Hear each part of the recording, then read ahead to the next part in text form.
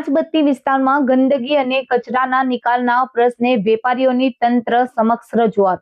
ભરૂચ શહેરના પાંચબત્તી વિસ્તારમાં વેપારીઓને લાંબા સમયથી પરેશાન કરી રહેલા ગંદકી અને કચરાના પ્રશ્નોને લઈને ભરૂચ પાંચબત્તી વેપારી મિત્ર મંડળ દ્વારા નગરપાલિકા તંત્ર સમક્ષ રજૂઆત કરવામાં આવી હતી.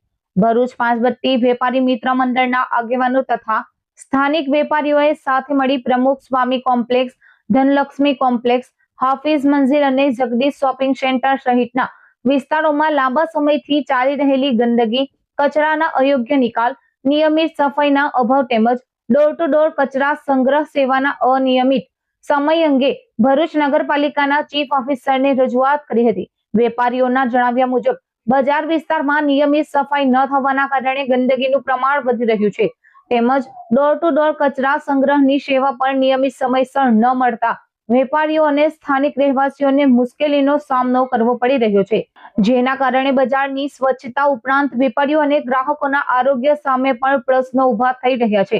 આ રજૂઆત દરમિયાન કાઉન્સિલરો જિગ્નેશ બ્રહ્મભટ્ટ, શમશાદ અલી સૈયદ અને હેમેન્દ્ર કોઠીવાલા પણ વેપારીઓ સાથે ઉપસ્થિત રહ્યા હતા. તેમણે વેપારીઓની સમસ્યાઓને ગંભીરતાથી લઈ નગરપાલિકા તંત્ર તાત્કાલિક યોગ્ય કાર્યવાહી કરવામાં આવે તેવી માંગ કરી હતી. રજૂઆતમાં ભરૂચ પાંચબત્તી વેપારી મિત્ર મંડળના સાદિક લવલી, હારૂનભાઈ, યુનુસભાઈ, ગીતાબેન અને રાજેશ વાઘેલ સહિતના વેપારીઓ ઉપસ્થિત રહ્યા હતા. વેપારીઓએ તંત્રને બજાર વિસ્તારમાં નિયમિત સફાઈ, કચરાનો યોગ્ય અને સમયસર નિકાલ તેમજ ડોર ટુ ડોર કચરા સંગ્રહની વ્યવસ્થા નિયમિત બનાવવા માંગ કરી હતી. વેપારીઓનું કહેવું છે કે બજાર વિસ્તારમાં સ્વચ્છતા જળવાઈ રહે તે માટે તંત્ર દ્વારા તાત્કાલિક અસરથી યોગ્ય પગલાં લેવામાં આવે તો વેપારીઓ ઉપરાંત ગ્રાહકોને પણ મોટી રાહત મળી શકે છે.